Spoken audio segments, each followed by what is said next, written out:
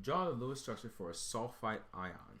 In an aqueous solution, the ions interact with the H+. Predict whether the H+ will attach to the S atom or the O atom of sulfite. So they do luckily give us a name for sulfite. So Lewis for SO32-, and where does H+ interact? Okay, that's what this question is asking for. So first, if for some reason they didn't give us that sulfite was SO32-, the way you figure this out is where you start with sulfate. Hopefully you would have memorized it and gotten familiar with it, because we know sulfate is SO42-. This is sulfate, okay? And then what happens is that when you go from 8 to 8, you subtract 1 oxygen. So then you have only SO32-. So everything stays the same. The sulfur, the charge, the only difference is that now you're 1 oxygen short. This is sulfite. Okay? Now with all this being said, let's draw the Lewis structure. So for this, let's go to the periodic table to figure out where on the table it is, to see how many electrons each molecule or each atom is going to be contributing. So sulfur, okay, is on the 16th column. And also, you can also figure it out through electron configuration. If you start with neon, for example, just using the shorthand notation, it'd be 3s2, 3p4, okay? And oxygen would be helium, 2s2, 2p4. By looking at the superscripts, the 2 and the 4 here for each one, and also looking that it's on the 16th column, you can actually say that sulfur and oxygens will each be contributing 6 electrons each. So in total we have 6 from the sulfur and 6 times 3 from the oxygen. So that'll be 24 in total, plus the 2 electrons here indicated by the 2-. So we need to accommodate for 26 electrons. Okay? With that being said, draw it out. Sulfur will be in the middle because it's the only unique one in this case. I'm going to now surround it by 3 oxygens. And we have first, second, and third oxygen.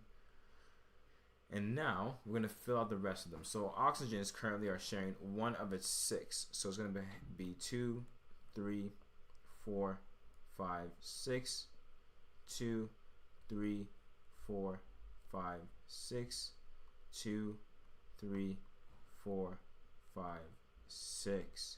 And sulfur right now is sharing 3 of the 6. So it'll be 3, 4, 5, 6. And then because of the fact that there's 2 extra electrons, let me see, here's 33. Oh, sorry, I miscounted. Because sulfur is sharing 3 of them, so it would actually be 4, 5, and 1 extra electron. And like I said, there's 2 more valence electrons that can be used, so we can just add it to some of the oxygens out here to finish their octet rule. Because sulfur is technically already full, it wouldn't need those electrons. So with that being said, there's still this 1 lone electron and 1 here. So we're actually going to form a double bond here. It's going to break the octet rule for sulfur, but at least oxygen now is comfortable. So what we have in actuality for our Lewis structure is going to be sulfur still in the middle, but here we're going to have a double bond and a single bond here and here. These oxygens are all there. It's going to be now 1, 2, 3, 4, 1, 2, 3, 4, 5, 6, 1, 2, 3, 4, 5, 6, and the sulfur is right there. So with this, let's actually go ahead and calculate our formal charges for each. So sulfur's formal charge is going to be, so it usually likes to have 6 electrons, well, 6 valence electrons. So we're going to subtract from the electrons it has by itself, which is only 2, plus the electrons it's sharing, which is going to be 4 and then 8, so that's 8 over 2. Oops. Yep, so 1, 2, 3, 4, 5, 6. Yep, perfect. And so that actually equals 2 plus 4. That's 6. So sulfur has formal charge of 0, which is perfect. Now the oxygen on the most left side has 6. It's sharing 4. Well, I mean, yeah, sharing 4, but has 4 by itself. So that also equals 0. And now you actually notice where the negatives will be for this formal charge, because these oxygens on the right and the top will actually be 6 minus. It has 6 to itself. It's sharing 2. So that's 6 plus 1. So that's 6 minus 7, negative 1. So we actually see here we have the negative 1 for the formal charges on these two oxygens here. So with that being said, the question is asking, where does a proton interact? Considering now that we've located where the formal charge will be negative, since a proton is literally just like a positive sphere, it would be attracted to the negative parts. So it would not be the sulfur that it's going to bond to, it's going to interact with the oxygens. Okay, so that's what's going to happen there.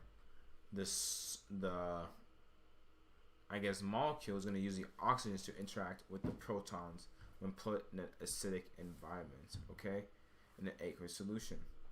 So first, they have exactly the sulfite. They counted how many electrons they had. They drew the skeletal structure, which is what I did. Then they went ahead and just put everything as oxygens having the valence electrons. But then they decided to find their formal charges, and so that the sulfur was lacking. So then what they did was they formed a double bond with one of the oxygens, so that way the sulfur wasn't stuck at a +1 formal charge, and that way the other oxygen, one of them could actually go from a -1 to a 0. So they were able to fix that formal charge issue. And so they chose this as their final Lewis structure, which is what we have here: one double bonded oxygen and 2 single bonded oxygens. And with that being said, the protons will attach to one of the oxygens here. So it could literally be like here or like here, for example. And you will see that if you want to like sulfurous acid, which is going to be H2SO3, that would be what this looks like here. The hydrogens will be attached to the oxygens that carry the negative formal charge. So that being said, time for a quick water break.